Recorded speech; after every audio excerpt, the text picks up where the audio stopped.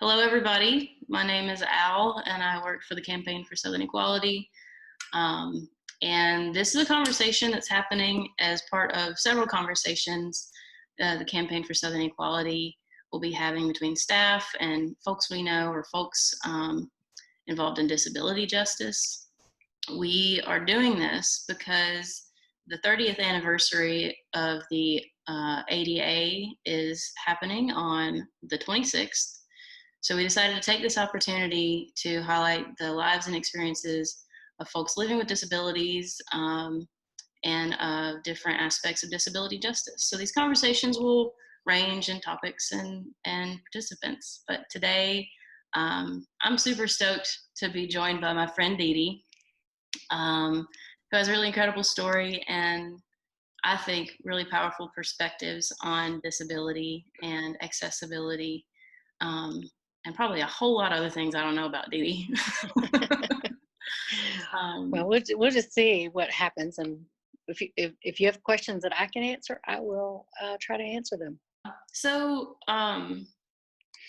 something that I have known about you and have heard various angles of this story are about the wreck that you had 21 years ago.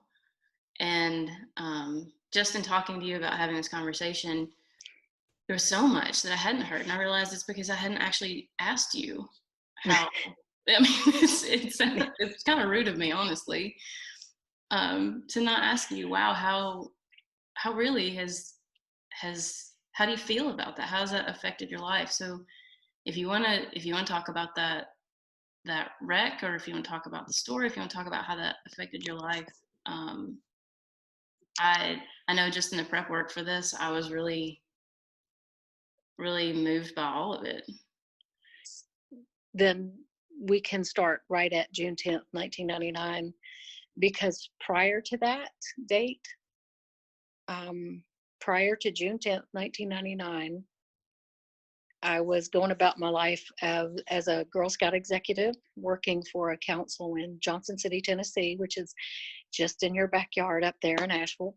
I driving there this weekend. And I would have considered myself, I certainly did consider myself as able-bodied.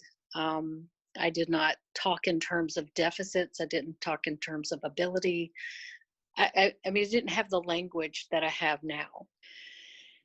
So to set the tone just a little bit, I was 34 years old at the time of the wreck. So I graduated from East Tennessee State University in 1989, which to me now feels like 100 years ago. But so I had lived in Johnson City from 1989 till the time of the wreck, just independently, out there doing my work, having my big life. And then on June 10th, 1999, traveling on, I think it was like north on Highway 226, near Billadine, North Carolina, those back roads, trying to get back over the hill to Unicoi County, Tennessee, raining, hydroplaned, and went off the mountain. I know nothing about that wreck except what was in the police reports and what my friends would later recount to me, would tell me. So I can only tell you what my mother and my father had said to me and what I read in the police report. And part of the group, part of the important resources that I had at the time, there was another friend who was there. She was actually there having driven over from North Carolina. But my parents, you asked me about my parents dropping in on my world. Here was a woman that my mom and dad had never heard of. I mean, they never knew of this person, never heard of this person. And more and more people were coming to visit as they learned about the car accident. But my mom was like, who the hell are all these people? Yeah. Were they, sorry to interrupt, but they were just like, these are strangers, or did your parents have some kind of awareness? They were like, this is a whole posse of lesbians who just descended upon this hospital room for some random reason? Or I think that, you know, in my mother's defense, I think it was just like, damn, maybe Deanna is gay. Who are all these women? Um, so the wreck was June 10th, and I was discharged. And this is the phenomenal part, I think, about our healthcare system. Um, I was discharged on June 23rd. ooh, no way. Yeah, so think about moderate traumatic brain injury, bruises and bleeds on the left frontal lobe that houses our executive functioning skills, occipital lobe damage, double vision, and it was a mad dash to, you know, kind of, and I apparently um, was doing so well, um, but yet I could barely. I could not drive. I could not care for myself, but they were ready to release me. But between June 23rd and the middle of October, my self-awareness was I was kind of like, wow, something's not right. Yeah. So first shift in identity was like, oh my God, what am I going to do? I'm a Girl Scout. I'm a Girl Scout executive. What am I going to do if I can't go back? So there was a lot of pressure to go from internal pressure for me to return to work. Do you it sounds like everything was a process. It sounds like that, there were like phases to everything. Um, but I'm curious about that, and also just what what still affects you now. So that's a great question. A dear friend of mine, he sent me an email, and I still have it. I still have all this stuff. And she said for me to pay attention, that the question is, who are you in the face of this? Mm. Now, imagine I can't get myself out of I forget how to get out of the bathroom because I forget what a doorknob looks like. And I'm a little like forgetful. And so I'm like, who am I in the face of this? What the hell does that even mean? Yeah. I was like, really? You couldn't ask me just how you doing? You know, you couldn't just say, so how you feeling? But that question for 20 years is one that I continue to ask, and I ask it of my patients, my clients. Who are you in the face of this? Because at the core of it, you have core values, you have core sensitivities, core standards of integrity. I mean, and so I, pre-injury, am still me post-injury. Mm. But was I going to be able to be proactive, persevere, learn, and be curious about my abilities now, post-injury? So I'm very aware of what I could do before the car accident, but I'm very aware of what I can do now with accommodations, with assistive technology, with a new language, with having learned through becoming a certified rehabilitation counselor with vocational rehab. So, yeah. Well, and I think when I met you, you were working in a university situation where you were yes. helping students who needed accommodations. Is that right?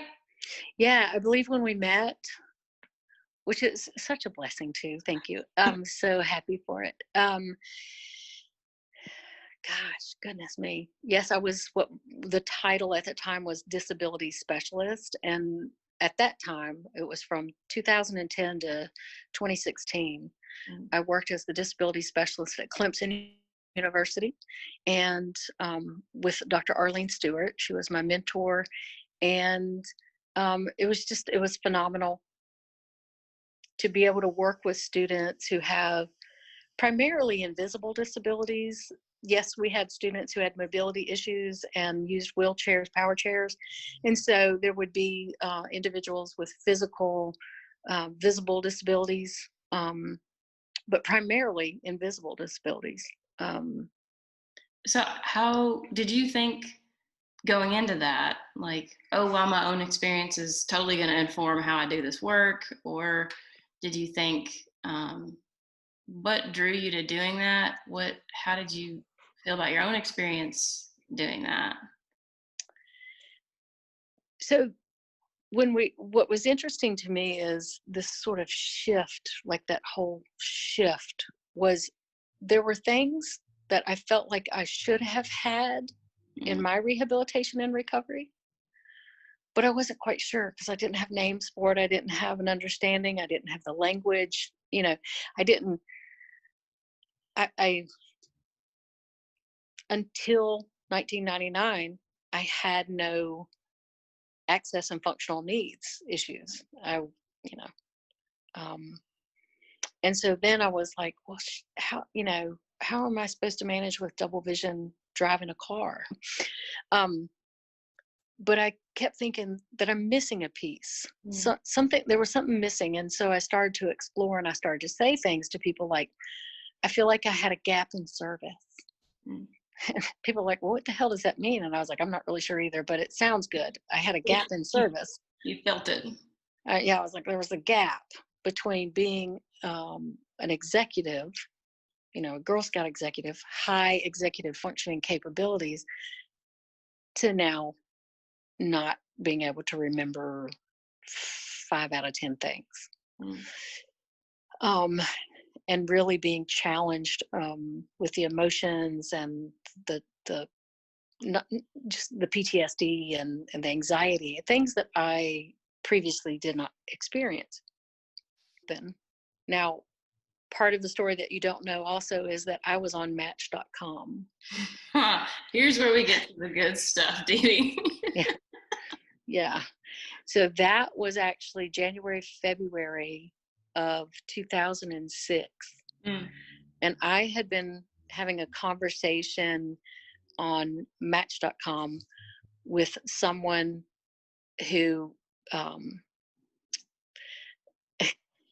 she identified as a photographer, loved Folly Beach.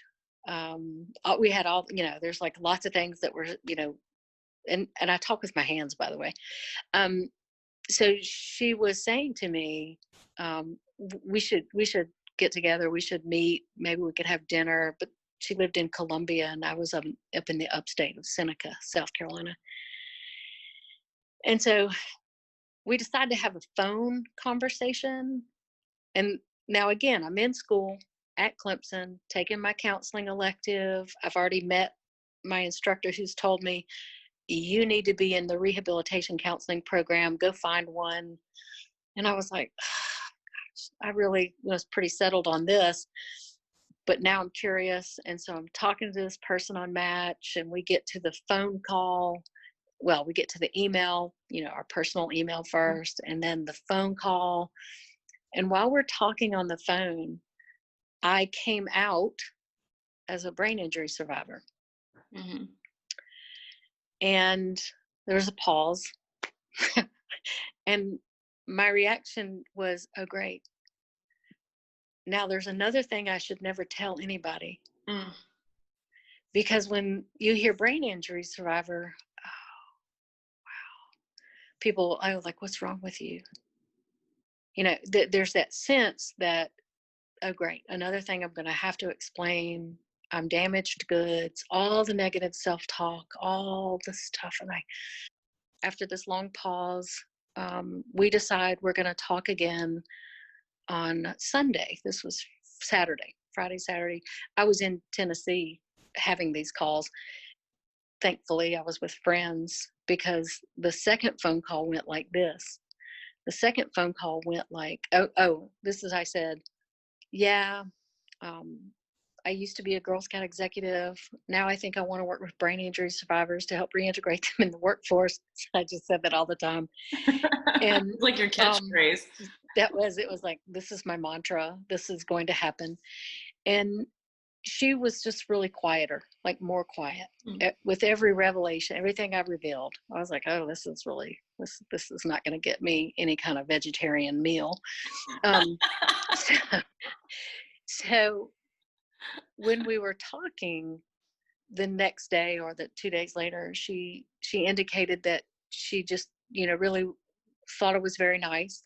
Mm. But she wanted me to know that she wasn't ready to date. Wow. So again, negative self-talk. Oh my God, I can't tell people I've had a brain injury. I'm disabled. It was all this stuff. On Tuesday, sitting at my desk at Clemson in the marketing department, I got a phone call and I answered it. We always had a standard, thanks for calling Creative Services. This is Dede. How may I direct your call? And the voice was, "Hey, Dede." And I was like, I never gave her my work phone number. Mm-hmm. We had not gotten that far. Mm-hmm. And I felt myself getting mad. I was like, seriously, you can't go out with me because I'm brain injured. But so here we go on that loop. And she said, breathe, Dede, breathe. She said, I Googled you. And I thought that was funny. Mm-hmm. I was like, okay. She said, and I have two questions for you. One, did you mean what you said about working with brain injury survivors? Hmm. I didn't hesitate. I said, yes. She said, next question, can you be at the University of South Carolina on Friday? Whoa. And so I applied for the Master of Rehabilitation Counseling program and went down on that Friday, interviewed with the faculty, and graduated in 2008 with a master's in rehab counseling. So Wow. that to tell you, since 2006, my focus has been working with people with disabilities, either to help them prepare for, achieve, and maintain employment, or to reintegrate into community, society, whatever whatever they want to do to try to help them just get back to what they love. You've shared an awful lot, and I so appreciate it. I mean, I could hear more aspects of your story all the time. And so I guess there's just a couple of things I feel like as an interviewer, not Sure. just as your friend Al, but as an interviewer that I want to ask, and that's, um, in your experience helping folks with disabilities, in your experience helping folks who are seeking accommodations, what are things that you would want folks to know who maybe are just thinking about this for the first time, who don't have an awareness of um, the ADA, disability justice, or any of the things that we've talked about? So the ADA is basically a guiding principle for developing the world, facilities, systems, curricula, healthcare systems, I mean, just whatever, building houses with universal design principles. And if universal design is something new for you or anyone watching, look up universal design principles. And the idea is that we need to build systems, we need to construct buildings, we need to do what you are doing, which is creating art that is multi-dimensional. You can hear it, you can see it, you can taste it, you'll be transformed by even just everything about it that's multi-dimensional. So if we build things with the least barriers for the most people to enjoy, the most people to use, the most people to understand and be influenced by, that is what accommodations and accessibility, and that's what we strive for. Okay. um, I could go on with different Yeah. examples, but the ADA was to level the playing field. It was to give us more equitable systems. And I'm sitting here and I'm talking to you, and this is still something we continue to work on. Yeah, I know even around these conversations, we were talking about how to make these videos accessible to people. And I mean, even on top of barriers that make access to the internet difficult, that may not be directly associated with disability or accessibility issues, but I mean, closed like captioning, Mm-hmm. having Mm-hmm. captioning on everything, having Yeah. for folks who use screen readers, image Hmm. descriptions, things like Yeah. that. But I also know that I've worked plenty of places where we weren't having those conversations about um, making sure that disability justice was part of the justice that we were working on. Mm. Yeah. I think, and currently in my current role as a therapist, I'm so committed still to making my office as accessible as I can. Um, so, and when I say make it accessible, um, people are like, "Oh, well, so we need to add a chair that doesn't have arms for people who are," and I'm just like, "Careful now, Mhm. um, careful now." It's not just about having a bariatric chair. It's not just about it. It's about honoring and recognizing the need for different modalities, different seating, different, um, technology differently. So there was just there's just a lot of that every day when, and you're probably, you all, as you work on this project, you all are probably like, oh, did you see where that did you see how that door opened? Did you see how beautiful that font looked when it was white on black? And there's just so many nuances about um, access and functional needs and just making things accessible. Yeah. Yeah. Well, we have talked. And talked and talked. We've talked. That's one of the things I love about you. I'm guaranteed some good stories and yeah, and a nice ample conversation. I'll call it. Well, okay. The word. But is there anything else you would want to say? Anything I didn't touch on, or anything that you would want to share with people? I I would say that the only part of this journey that when as I've gotten to know myself post injury is that it is not it is not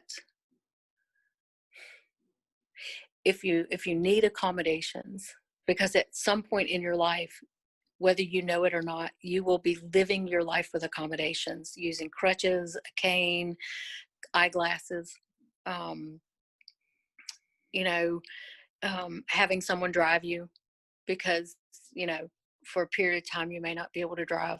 Those are accommodations, folks, you know? And it's not, I just, it's not something to be ashamed of. And um, it's what it's designed for, is to give us a level playing field. So there are countless numbers of folks working in accessibility, vocational rehab, um, just amazing what can happen. But immediately after injury or trauma is it's really hard to see. Um, sometimes it's hard to see the path, the cleared path, and you have to grieve. There's some grief work that has to happen. If you previously were walking and moving around as you knew how to do, and then now you're like, oh, how do you do this power chair? What do you mean I have to breathe? Puff, puff air, really? And so there's a lot that goes into it. This has been 21 years, and a lot of start and stop along the way.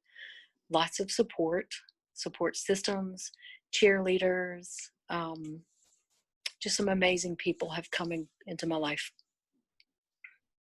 Great. Well, I'm grateful to be one of those people who have come into your life. Hey, I'm grateful you've come into mine. Um, I appreciate this conversation. thank you so much, Al.